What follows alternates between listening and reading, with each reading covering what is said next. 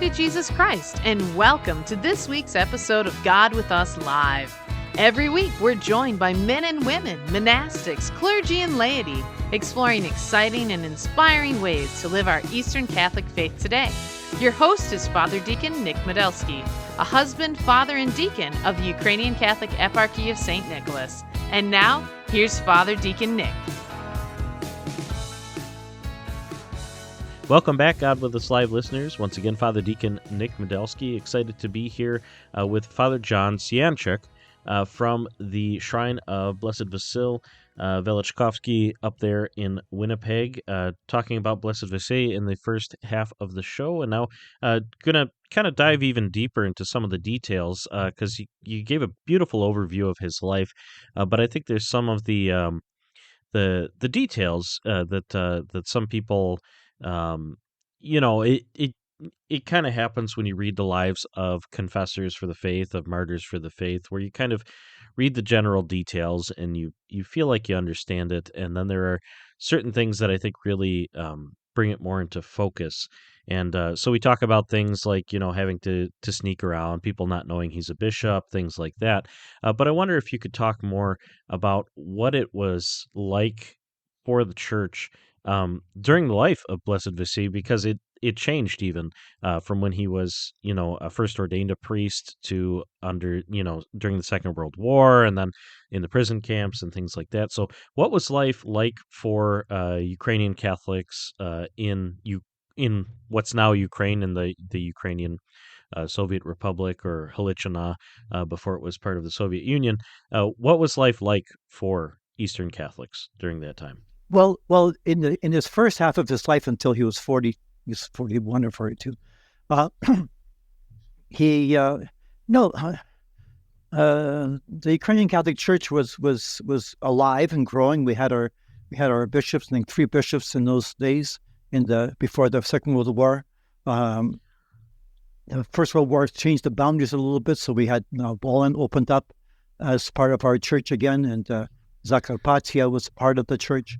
And so there's this ordinary life of growing. The Redemptorists had walked into that country in 1913, so a new missionary order. The Studite Fathers monks were reestablished by Metropolitan Sheptyskis. That was growing, and everything was sort of. The seminaries were full. We had several seminaries in the Lviv and in Peremysh. I believe also Ivano-Frankivsk. And so it was like a growing church. He had done many missions. He says he preached to over 1 million people altogether in his time before the war. The first instance of change was in 1939. The Soviets were in Ukraine from 1939 to 1941, and that was the first time we say we're beginning to feel in Western Ukraine, feel the wrath of an atheistic regime that considered God non-existent, and saw it as an enemy of the state. And so any kind of religious acts were already being suspect. I mentioned that procession. It was part of that time. He wasn't, arrested for that. But in that same time, there were priests who were killed, who were arrested. One of our priests, Father Zenon Kowalik, a Redemptorist in Lviv, was arrested on December 22nd, 1940, and thrown into a prison in Lviv for 6 months. In June 41, when the Soviets were being pushed back by the Nazis, they, instead of taking prisoners, killed the prisoners. So in the prison where Zenon Kowalik, Father Zenon Kowalik was, about 600 prisoners were killed, and he was found crucified to the prison wall. So those kind of events, were happening. Then we have not a freedom, but it was because the war was happening. But it was like a reprieve for 2 years. And then 1944, again the Soviets come back, and again go all the way down now through Ukraine and through Poland towards Germany. And after when the war finished, the borders were such that Ukraine was under the Soviet Union, as part of the Soviet Union bloc. as compared to the Eastern Bloc, which was Poland and the rest. So there was like a real, and with that happened in 1945. In April of 1945, already our bishops, there was, I believe, 10 of them, were, because with the auxiliaries, were all arrested. Every one of them was arrested, taken to prison. Among them, Charnetsky, Bishop Nicholas Charnetsky, and others, Belash, and 1700, I think it was 1756, priests were arrested in that time. That's when Father Vasyl was also arrested. So all of a sudden, the church has this, they were arrested for anti-Soviet activity, but within a year, in 1946, I believe it was March 1946, the Soviet government had we call pseudo-sobor, meeting of the priests who were still priests, because a lot of the priests did sign the papers and said, okay, we'll be Russian Orthodox. And they officially, quote unquote, liquidated the Ukrainian Catholic Church. Made it an illegal body. So you could not belong to the church. You could not act in the name of the church in any kind of way. You could not gather of any sort. So people were being arrested for being caught praying together publicly. You could pray in your house, but not with others.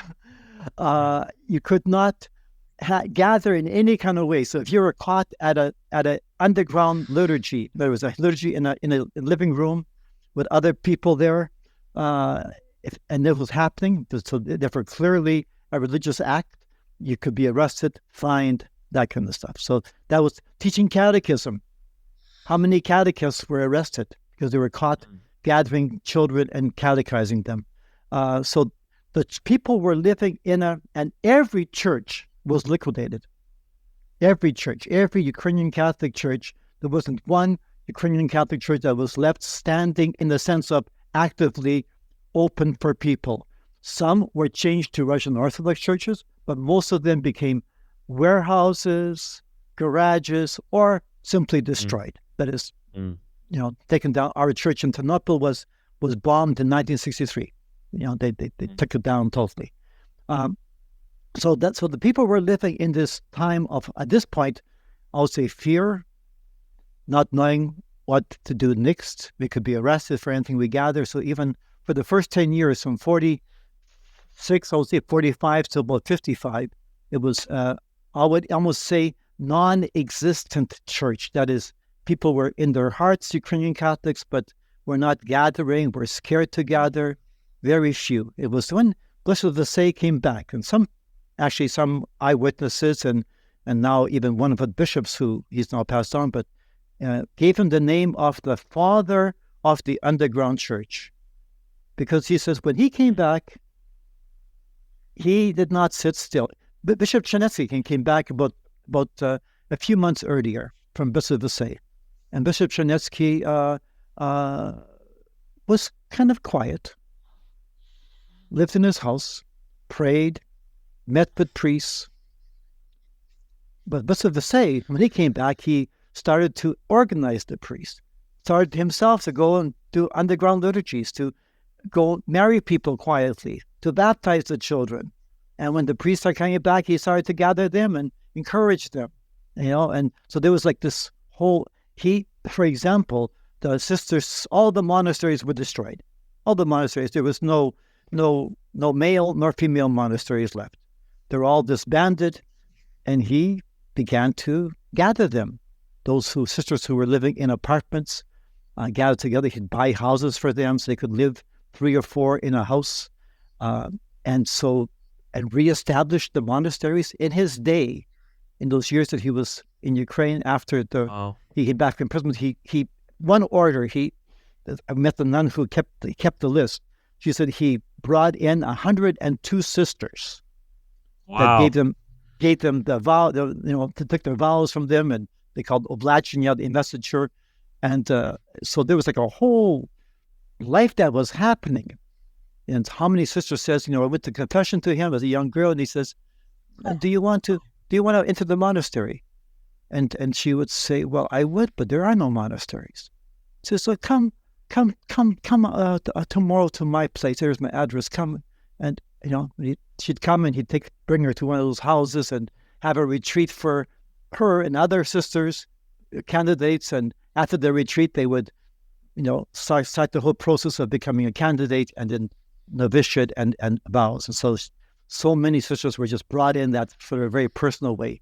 So the people were you can say persecuted, but I would say what happened was that persecution became a gift of life for them, because I think they had to make those choices. When you are choosing to worship, knowing that could be the moment of great suffering. You could be arrested and maybe even killed or imprisoned. You're making a real choice. You're kind of overcoming your fear and saying, "No, this is more important. This is more important." One of the sisters, this happened after he was already a bishop, tells me the story of he was had to ordain 3 men from Lithuania who had come down to Ukraine to be ordained to the priesthood. And he had prearranged this in one of the sisters' monasteries, one of the sisters' homes. I was in their home. It was a small little home. And Sister Musa tells us that on that day, the men arrive, and she gets a note from Blessed Vasyl, Father Vasyl, telling her, "I have been called to the police station by the KGB for interrogation, so just tell them to wait." So he goes in and he's interrogated, whatever. He doesn't describe the interrogation, but usually they were questioning who, what, when, what are you doing, all that kind of stuff. Who is that person who came to see you? All those kind of questions, and giving you a really hard time, and perhaps even some words, abusive words, perhaps even some physical stuff. I don't know, but it would certainly not be a pleasant experience. Well, he finished that interrogation. Remember, he's being watched. They all had what was called guardian angels, tails, guys who were assigned to them, who would walk behind them maybe 20, 30 yards, and with cameras. And he somehow loses his tail and goes to another sister's monastery and gives them a retreat talk. Then he came to this place around 10 at night. The Sister Musa says he came about 10 at night, and they were all waiting for him. But then we had the ordination. He said, but it was done in candlelight and in a soft voice, because our neighbors were KGB agents, so they wouldn't hear through the walls what's happening. And so quietly we ordained him. She said that was.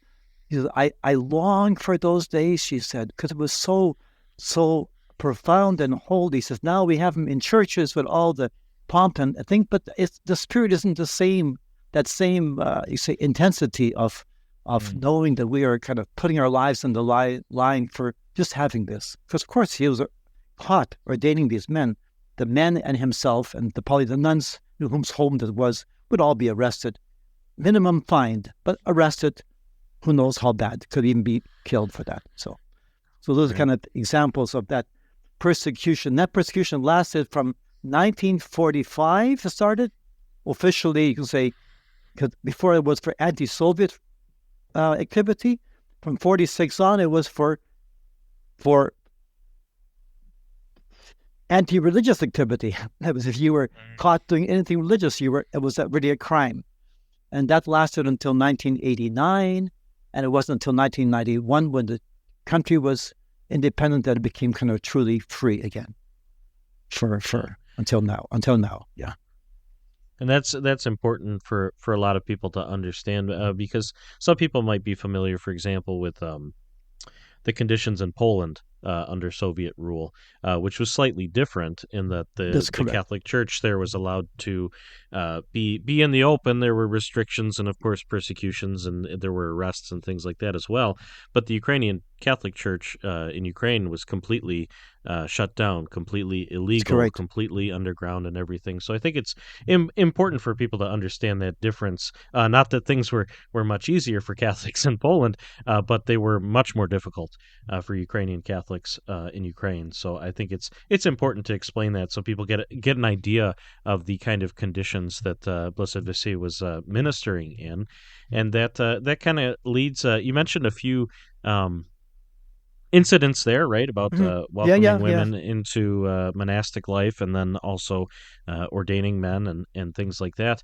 But I wonder if if you could explain a little bit more about what his day to day kind of looked like, Okay. and Yeah. Sure. especially after he Sure. became kind of the bishop for That's right. Ukrainian Catholics. I always think I loved watching uh, there's videos of the tour of his apartment there in Okay. Jew Okay. and things like that. So if you wouldn't mind kind of talking about what kind of that Sure. day to day Sure. reality was like for him.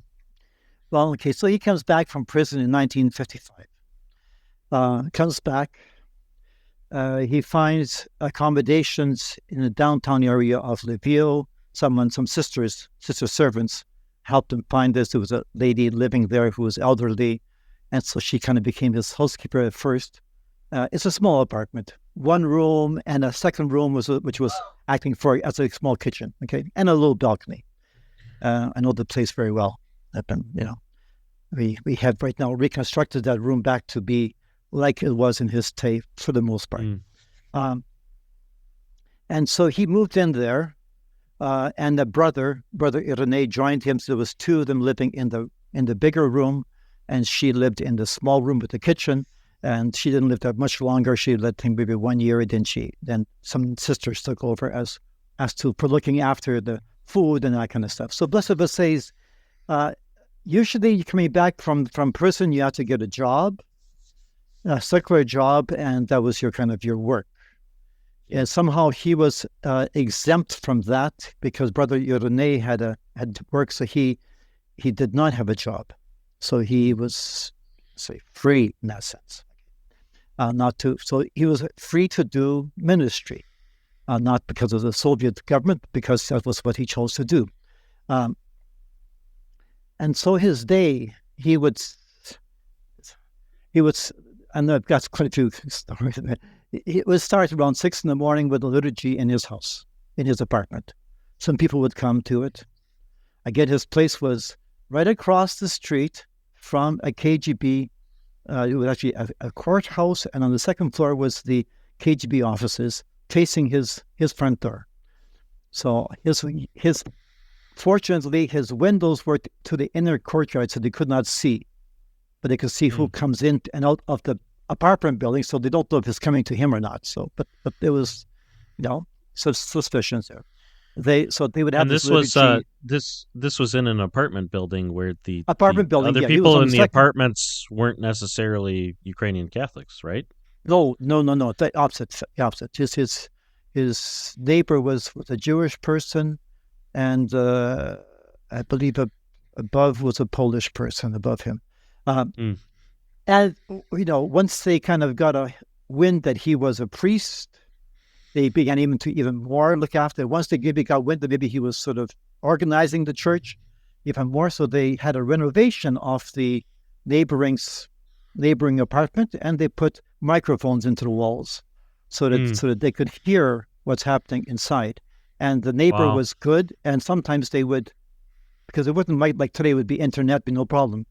But those those were listening would have to go to that apartment and sit there with earphones and listen to what's coming through the wall. So often the neighbor would come, and she had already a kind of a cold knock on the door. So she would come and just give her cold knock and tell him, okay, they're at my place, so be careful. So then he'd have to put the radio on. The sisters were saying he would be receiving people all day coming to his place. People being priests and sisters coming for instructions. It was like he was like the hub where sisters would come in and say, in this and this street, this and this place, there's a family there that needs a baptism. There's a couple on this place here that wants to get married, or this and this person needs a funeral. And so the information would come to him, and as priests would come to him, he would give them these works. You go and bury this person. You go and baptize that person. You go have liturgy over there. So he was like the hub of all these things, and himself doing it too. It wasn't just others thing, but he would organize priests to do this. That was his work during the day.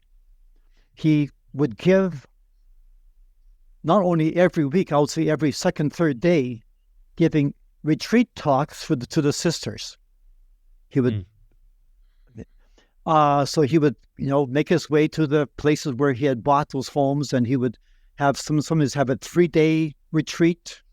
I heard that. I'll give you an example of one of the retreats he gave for preparing for the diaconate, since you were a deacon, for the diaconate of 3 men who were, and I was in the house where this all happened. So the wife of the priest who already passed away, who became a deacon through him, this was on the Pentecost weekend. So they come to her house, she says, and it was raining very heavy, and so she kind of complained to both of us. He said, "Boy, it's bad weather." He says, "No, it's good weather. The KGB won't want to come out in this weather to find what we're up to." So there he is on Friday, starts the retreat. Saturday, all day Saturday, even Sunday the retreat went on. It finished on Trinity Monday, the Monday after Pentecost was when the retreat finished. That's when the ordinations took place. And so as this raining right through. Wow. And so she had heard, because it's a house, it's not a retreat house, it's a living room and a kitchen next to it. So she heard the talks. So as he was talking to the deacons to be, he was talking different stuff, and he spoke about being in prison, and how in prison they broke his leg. They hit him on the leg, and it cracked, and it was very, very painful. And he said, "I said a prayer to the Mother of God, took my hands, and I pressed my bones together." Wow. And then I stood up. Wow. And she kind of listened to that. And she said, "Oh," I listened to this. Yeah, okay, yeah, who knows? So when the retreat finished, the ordinations took place. The rain is still happening, and it all finished, and he took his missionary cross, went outside on the porch, and made a cross over the sky. He says, in 30 seconds, the clouds parted and the sun came out. Wow. I said, oh, maybe that story is true. Yeah, about the imprisonment. Right. About the imprisonment. Maybe it is true. So those kind of stories are the multiple stories, those kind of things that were happening during his time. He organized seminaries in Ternopil. He had his dad had passed away just during the Second World War. He buried him and had a stone put up in this little town called Yabloniw.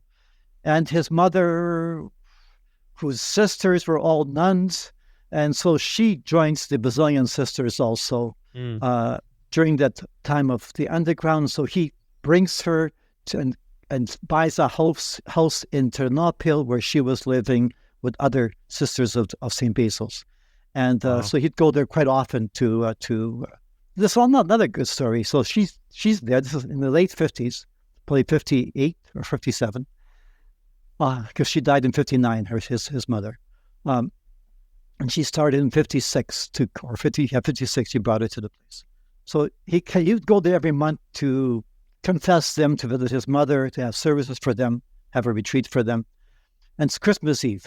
So he goes to be with his mother Christmas Eve. And he comes to the house, and they have, there's not only his mother and those sisters, but other sisters from Ternopil come and join them. So about maybe 13, 14 of them in the house. And they have Christmas Eve as customary in our Ukrainian tradition, with all the foods that they can have. And well, after that, they would have the midnight liturgy, starting at midnight. So they kind of later supper, and now they're waiting for the liturgy, and there's a knock on the door. One of the sisters comes and looks and says, it's the KGB. So they put they lock the door with like a plank over the door, so you can't. It's easy to open it, and if you knock it hard. And so they're right there. The sisters were all scared. What do we do? We have to go hide somewhere. He says, no, let's kneel down and pray. So he says, he says, we prayed and we prayed and we prayed, and they're knocking and yelling at us, saying, we know you're in there. We open up. You're in big trouble. Open the door up. Open the door. So you'll be in greater trouble, and all this stuff. And so you can see their young sisters, trembling, and Harry's Bliss will say, praying. So it's finally, maybe after about hour, not more than an hour, but 2 hours. It was after midnight, about 2 a.m. he takes the cross that he had in his hands, which we have right now in the museum. A nun gave it to us. And he came to the door and made a sign over the door, and there was silence. And after a little while, one of the nuns went and looked out and says, "Oh, they're gone. They're gone. Let's go. Let's one by one escape home." He says, "No. Now we begin the Christmas Divine Liturgy." Wow. So then they celebrate the Christmas Divine Liturgy, which means being in the house for another hour, the hour and a half.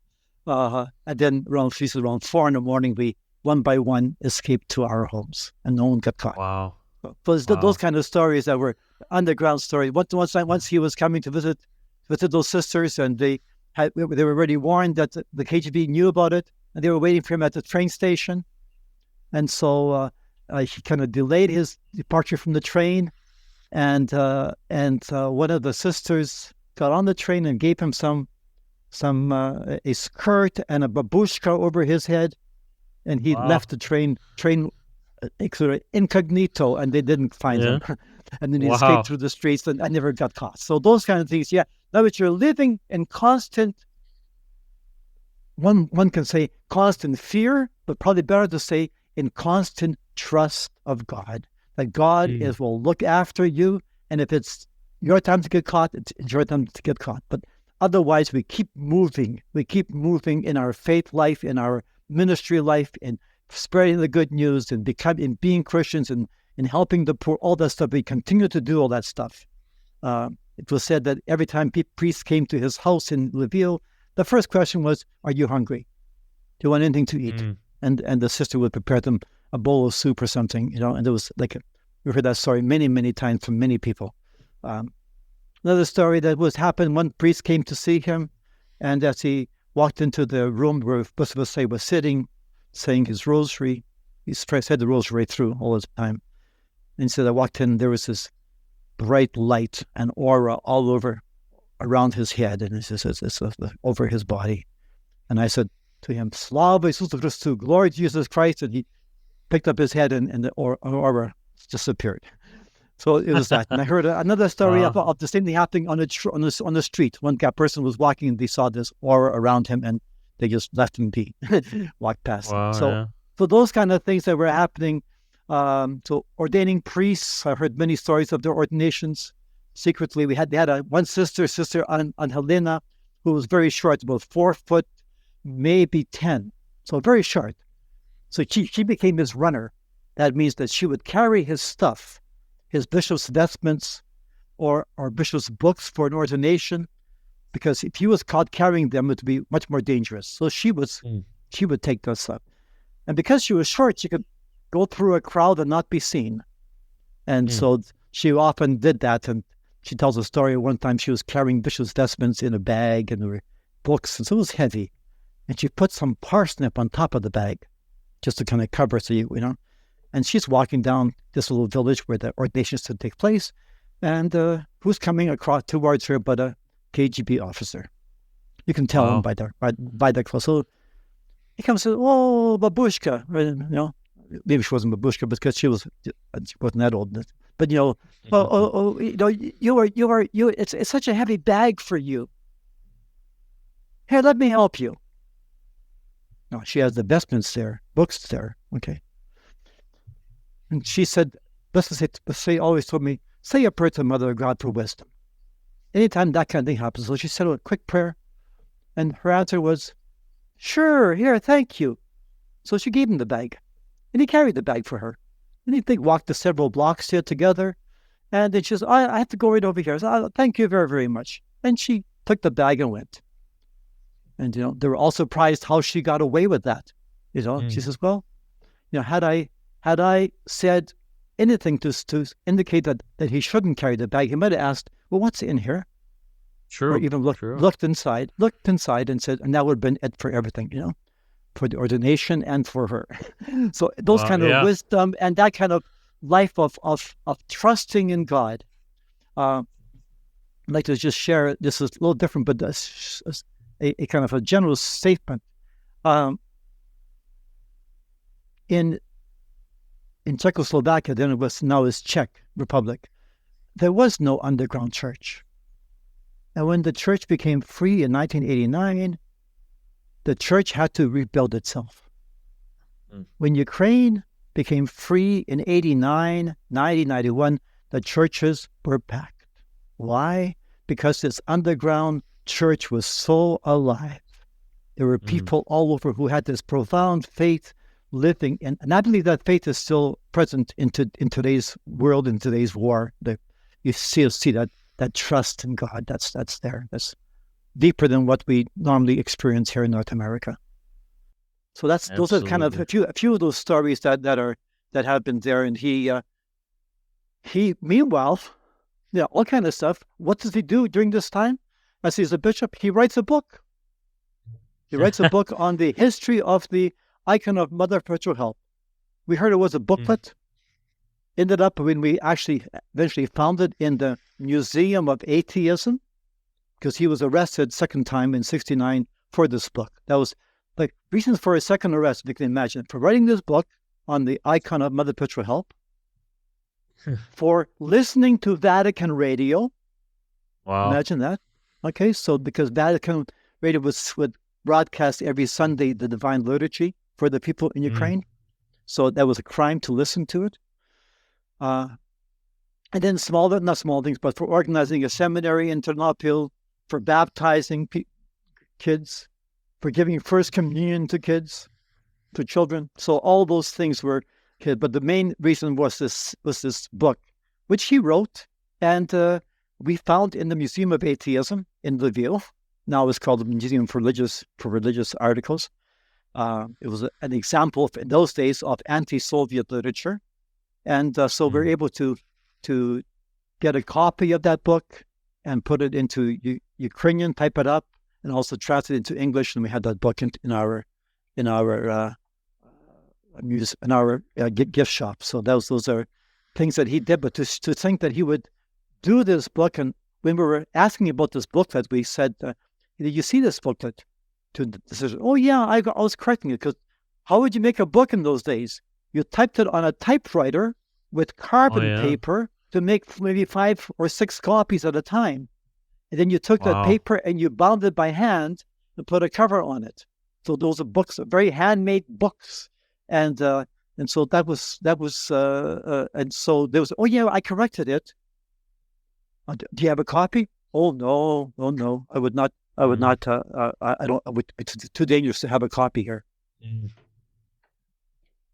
Wow. And so just those kind of things. We're lucky to find a copy and to have that. It was a 260-page book. It wasn't a booklet. Wow. And how ironic that it's the Soviets that actually wound up preserving it in a sense, right? Exactly. Like it would have been lost.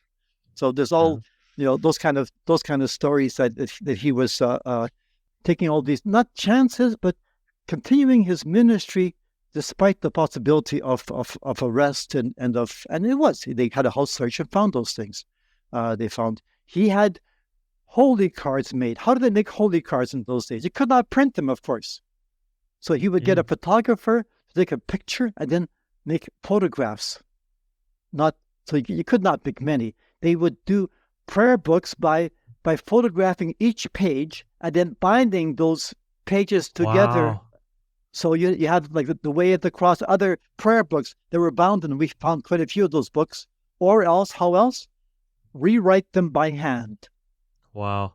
So we found all kind of books too that were written by hand, theology books, prayer books that are written. So you know how long that would take. It would take you several months to write out the whole prayer books. And then what happens? You have a house search and it's taken away from you. Wow. So I found priests who would bury their prayer books in the garden, especially summertime, because it would be, the garden is always the earth is always fresh. So it wouldn't show that there is something, because it was just, right. So you would not know that it's there. And as late as 1988, one of my fellow priests, they found they confiscated the books in 1988. So that was like really towards the end of the Soviet Union. They were still doing these house searches and trying to destroy the Catholic faith, Korean Catholic faith in Ukraine. It was Wow. quite a time. It was time of great faith and of great courage to be a Catholic. One of the things as a bishop, which I think is rather important and interesting, is that because there was quite a few priests that signed the papers for various reasons. You Mm, might have a family, you're a married priest. If who knows? There were married priests who put their lives on the line too, very much so. Well, when this was already happening, they saw an underground church developing or growing. Some of those priests came to him when he was a bishop, asking to return back to the Catholic faith. Do you know what he did? mm. He asked them to say the creed, and he blessed them and thanked them for coming back. Wow. Instead of normally there'd be a penalty involved, maybe some kind of great, you have to do this much penance. He understood. Right. He understood the fear and the choices that people have to make, and he says, "You're coming back. Welcome back." And several. For some of them, he said, leave the parish you're in and just become an underground priest. For some, he said, stay in your parish, but avoid concelebration with the other Orthodox as much as you can. He saw this. Maybe they were in a village parish, and maybe for the people being Orthodox or Catholic, for a lot of them this is our church. That's all. It didn't. That affiliation wasn't that you can say crucial in their hearts. And maybe some say knew that, so they were Catholic in heart, but officially maybe Orthodox, but Catholic in heart. And so he just let it exist. And so we met priests on both sides who became underground priests, and others who remained priests and were Catholic in heart and remained Catholic. And so Wow. it was an interesting kind of sense of church law and forgiveness and just accepting them. I think that was, for me, that was quite striking to hear his openness in that area. Absolutely. Because, as you said, he very much could have said, well, there's this lengthy period of penance you need to do, or, Penance and being doubtful maybe, or that's suspicious right. or something like that. That's But, right. That's right. They could have been spies, to right. kind of, to KGB agents that came in to say, we're going to join you just to find out priest names and what's happening. Yeah, they could have been, but Wow. yeah, It's such an amazing level of faith, and what yeah, strikes me too is that he was always going, always willing to do that's the right. Lord's work, always, That's right. never. It didn't it didn't matter, questioned by, like you said, that one Yeah. instance of the KGB questioning him all day, and he goes right out and then goes and gives a talk, and then welcomes sisters into the monastic life, and all those sorts of things. There's nothing really that Mhm. could stop him from doing the Lord's work. He's willing to go right, as be open to the will of Mhm. God, and be trusting, Exactly. especially in the Mother of God too, especially a deep faith in the Mother of God with Blessed Vasyl. Eventually, he winds up here, as we kind of talked about at the start of the show, winds up here in North America. That's right. Like I mentioned, visited our parish in Minneapolis here, and then eventually wound up, passing away in Canada. How did all that happen? How did he get Sure. exiled? So they by then they already knew he was a bishop. The KGB knew he was a bishop, or at least as the head of the church, or had a leadership role. So when his 3-year term was completed in 1972, January 27th, they decided that they told him, why don't you go to see your sister in Yugoslavia? Because she was always asking for him in letters. And he did. When he got on the plane, he saw that his passport that they gave him did not have any visa to come back. Mm. So he realized that he was being exiled. So he went to Yugoslavia with the goal to meet Pope Paul VI to give him information. So he went he was in Yugoslavia.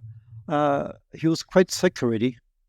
and he went to his nephew was a doctor. So I spoke to him, and he described his health state when he arrived, and he kind of brought him back to some health. He went to, about 3 weeks later, went to Rome. He was in Rome for about 4 months. Did see Pope Paul VI.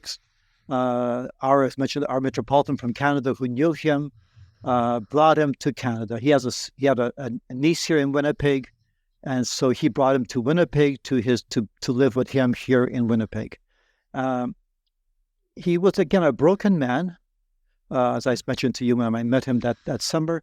Although that same spirit, he was giving priest retreats here that summer, 72, in Winnipeg, in Edmonton, in Toronto.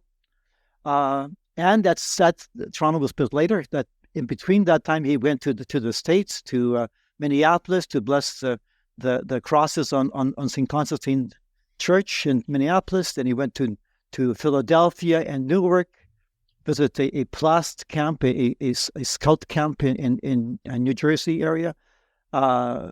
Visited his uncle in Utica, New York. Spent time in Toronto, and of course back in Winnipeg here. It was in February of that year that he got sick again. He was supposed to go to sick again. He got worse sick. Okay, began to really his health began to fall. I ended up in the hospital, in a nursing home.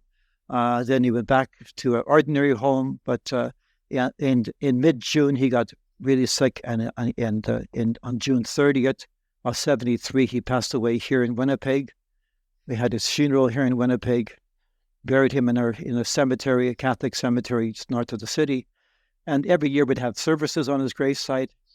And it wasn't until 2001 when Pope John Paul II was going to Ukraine for a pastoral visit. He asked Bishop Michael Franciszek to gather Ukrainian Catholic martyrs. Well, there are so many of them, but he had about 6 months to do it. So in those 6 months, they got a few of the real clear ones. Then he added Blessed to Say on the list, because Bishop Franciszek knew him personally. He was provincial when he came in 72, so he had, with him. He was with him in Minneapolis and in Newark and that kind of stuff.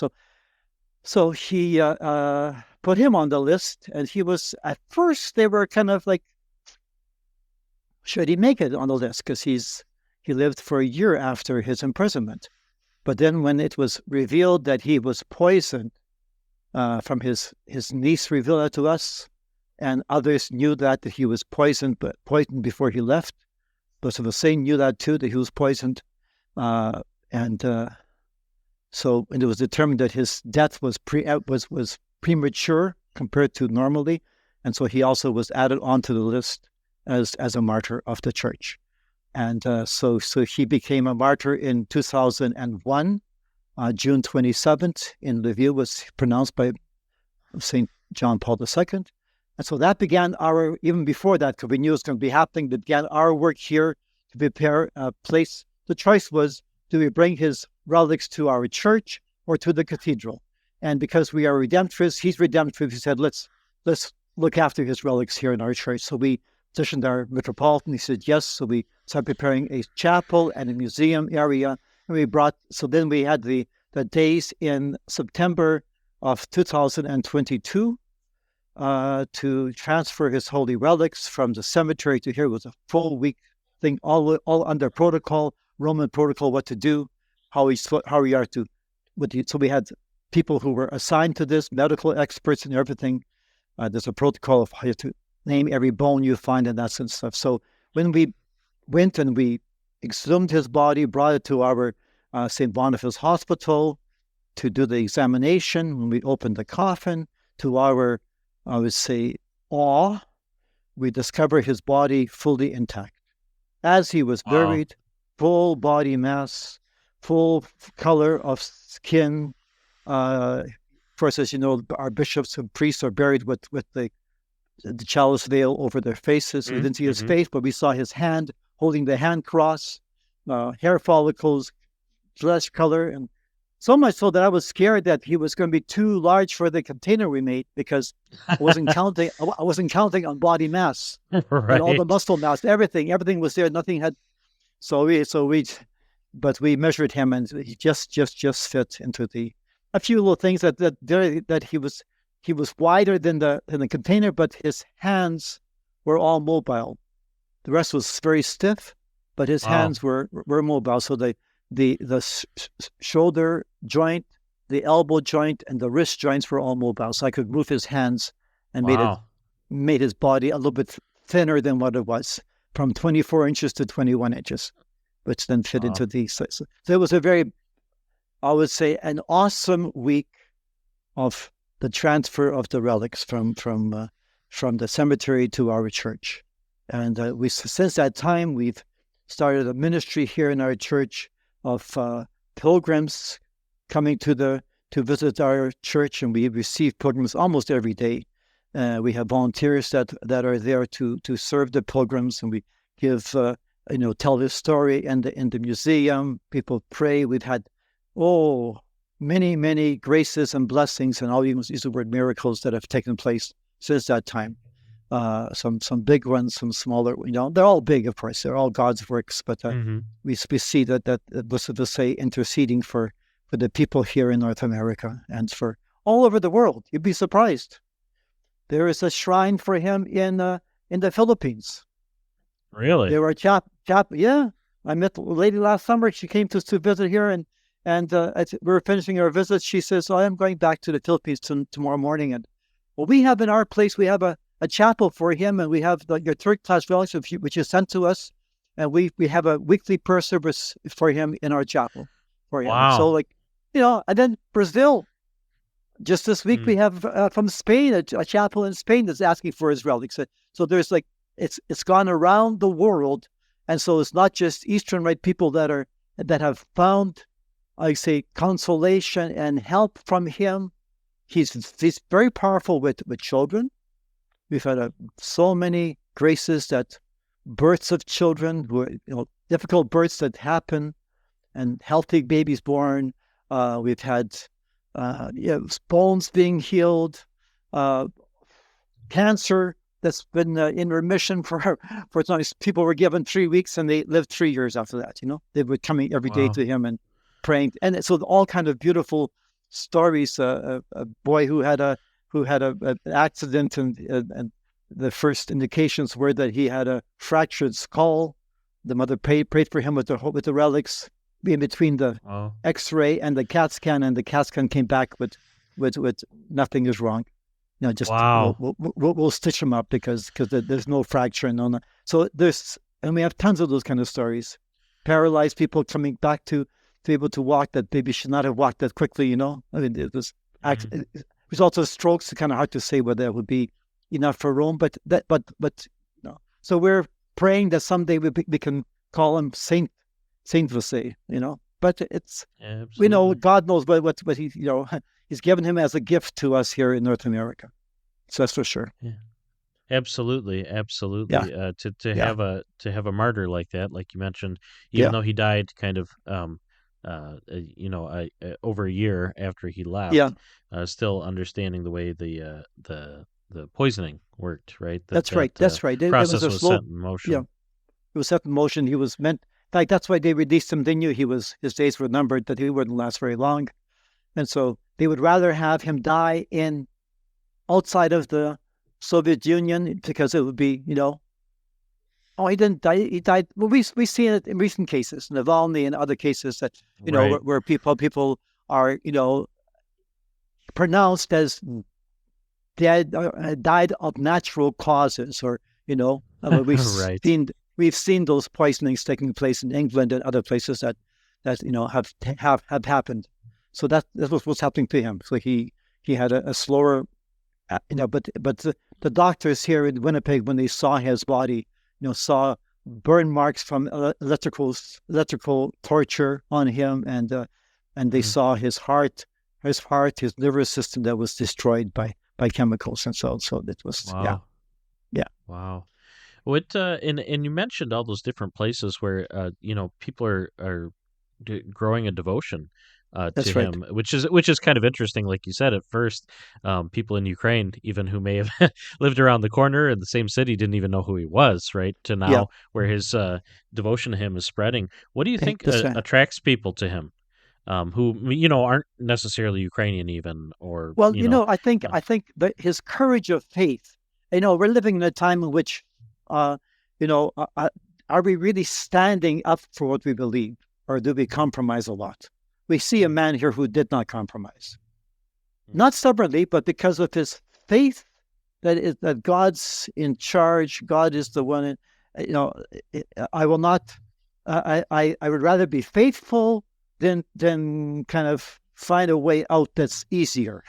And I think that's a message that people want to need for today. And I think people are attracted to that. Perhaps for some it is.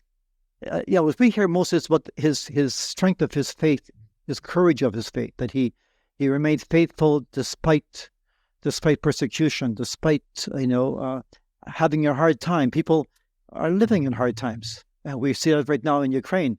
In Ukraine right now, we have people working for us in Ukraine, and they've done a lot of promotion, so much so that his third-class relics right now are on the front line in Donetsk area, in Luhansk area. The chaplains. He was named as the patron of of prison chaplains in 2014 by our patriarch. So that became the chaplain started to take his relics to the prisoners, and now into the war, into the front lines. The chaplains are, so he's kind of known there, and people are. It's growing. It's growing. So there's this, and when we first began our shrine here, we're Redemptorists. We have a big shrine. Roman Catholics have a big shrine in Saint Anne de Beaupré in Quebec. And some of those priests were here for the transfer of relics and said to me, Father John, it took us 300 years in St. Anne's to have 1.2 million pilgrims come every year. Just let God do his work. He'll bring the people when he brings the people to you. And so we're seeing a constant growth, but it's a slow growth. But like even this here podcast is a good place to and the fact that he was, in his travels, he was in your area, Minneapolis. For us is a very special kind of connection, connection that this blessed holy saint was in your church. He had liturgy there around, across the street, and all that he was present there, and but every year it becomes more and more precious. These places will be discovered where he was and what he did, because somehow his place was there. Let me just share one story that was give a sense of his personality. Maybe that's what he was here in Canada, and his driving with his cousins to Niagara Falls. And as they were driving, this is 1972 in October. As they were driving to Niagara Falls, the rest were Ukrainians. Of course, this is 72. Time of persecution, Soviet Union is still very much alive, and also they're in the car, and they're, as we often will find, complaining about the horrors of the Soviet Union, the horrors and the persecution, and how they are beating us up, and how they are trying to arresting and destroying and all. And here he is, most of us say, is sitting and not speaking. And his cousin, whom I interviewed, and she says, I got mad at him. I said, Bishop, you know this stuff. You were there. Well, why aren't you saying something? And he says, Tanya, they are people also. Wow. They are people also. In other words, this whole ability to see beyond the evil, to see the preciousness of the image of God in every person, be he friend or foe, and to see, to go beyond that whole human reaction that I want to have revenge, And that really struck her, and it struck me when she told me that, that his personality, his person of being a really man of God. I think that's what strikes people. They say here, when they come here to our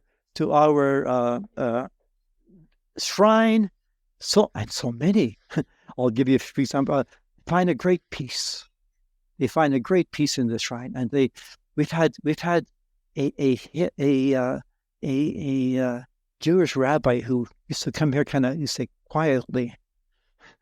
He said, so I asked him, why do you come here? I find peace because there's a righteous man here. Wow. I find peace.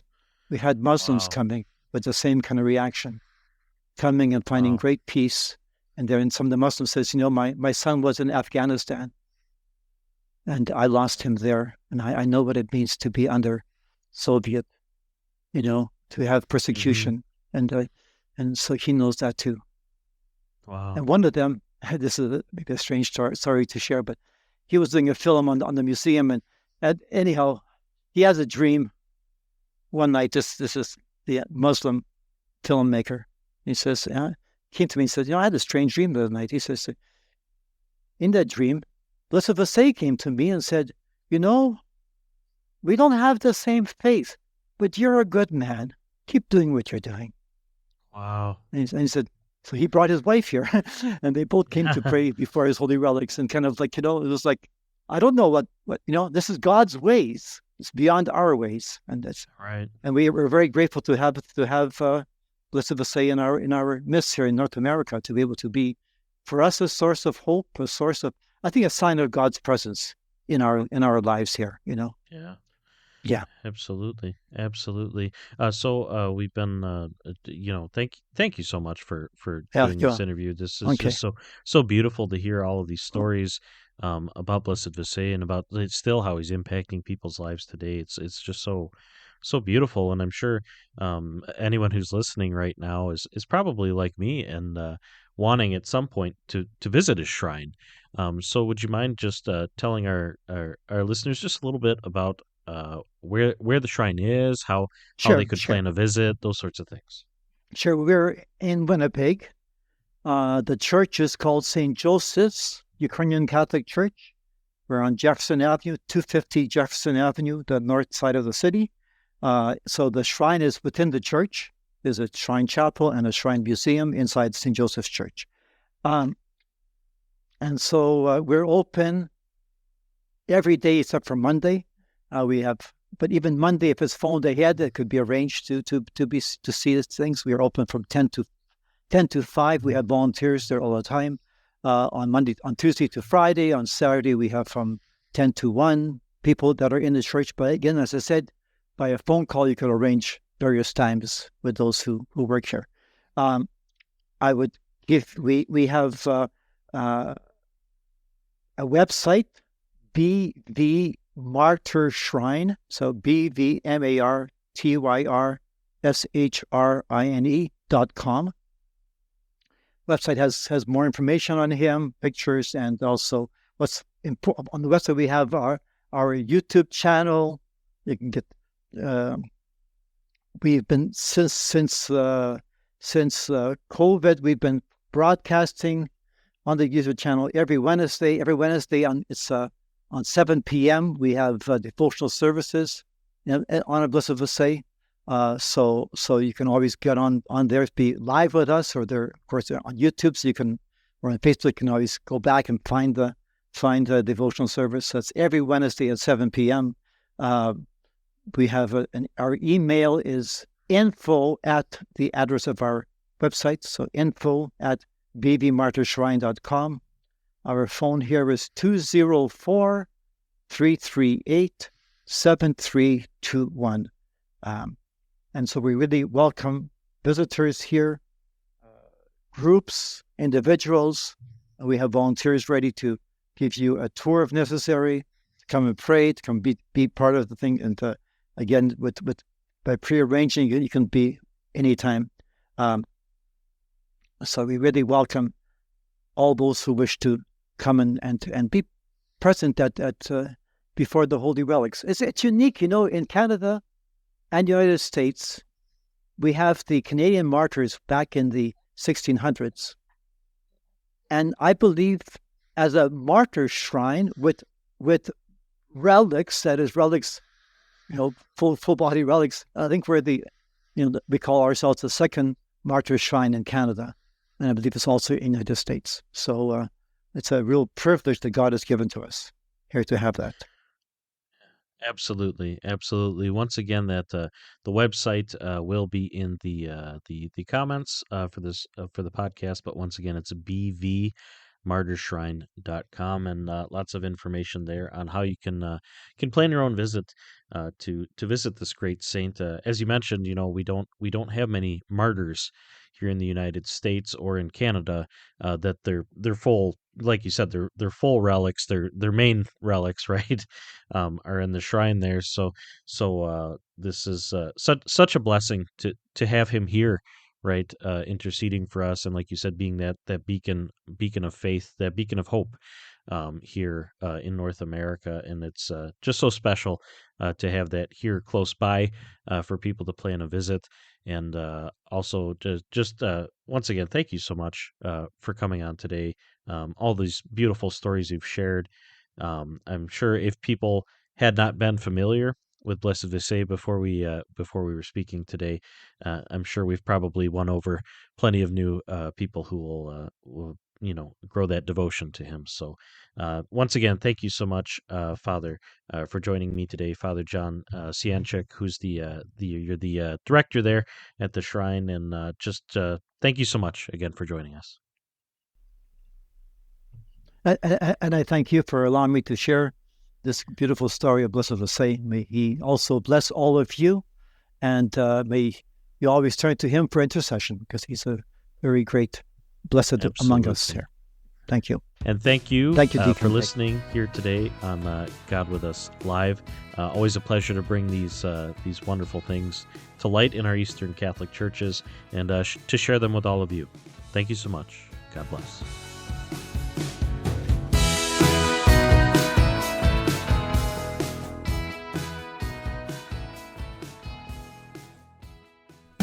Hello, and welcome to this week's episode of Scenes with the Saints. Do you know which saint was made wealthy and then poor again through the prayers of another saint? Saint Eulogios the Hospitable lived in Upper Egypt and worked as a humble stonecutter. Every evening at the end of the workday, he would wander the markets in the town and invite anyone who needed a meal to come back to his home. He would wash their feet, prepare them a meal with what food he could afford on his modest wages, and give the food scraps to the stray dogs.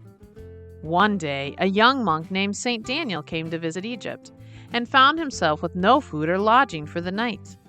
As always, St. Eulogios found the monk, brought him home for supper, and let St. Daniel spend the night.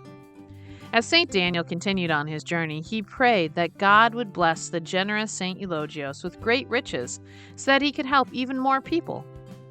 Christ appeared to St. Daniel in a dream and told him that St. Eulogios did not need more money, but St. Daniel persisted in his prayers. Soon after, St. Eulogios stumbled upon a hidden treasure as he was quarrying stone. In the middle of the night, he secretly put all of the money on a ship and sailed for Constantinople. He gave a large portion of the funds to the emperor and his nobles, and in return was made an imperial official. St. Eulogios also brought himself a luxurious estate, fine robes, and many other luxuries. He no longer cared for the travelers or for anyone else, but only for himself. In fact, when St. Daniel came to visit him, St. Eulogios refused to speak to him and had him carried away by the guards. St. Daniel was horrified when he saw how the blessings that he had begged God for had actually wound up leading St. Eulogios into great sins. St. Daniel begged God to return St. Eulogios to a life of poverty and holiness. 3 months later, St. Daniel heard that St. Eulogios and 3 other noblemen had tried to seize power from the emperor, but their plot was foiled. His land and his wealth were seized, and he was left with no choice other than to flee. When St. Eulogios returned to Upper Egypt, he resumed his life as a poor stonecutter and a friend of those in need. Hearing of these events, St. Daniel once again traveled to Egypt and was warmly welcomed by St. Eulogios. St. Daniel explained all that he had done and begged St. Eulogios to remember that spiritual treasure is worth far more than earthly treasure. St. Eulogios took the lesson to heart and grew in holiness as a poor servant of God to all those in need throughout the rest of his life. Thank you for listening to this week's episode of Scenes with the Saints. Join us again next time when we learn more about the lives of these holy men and women.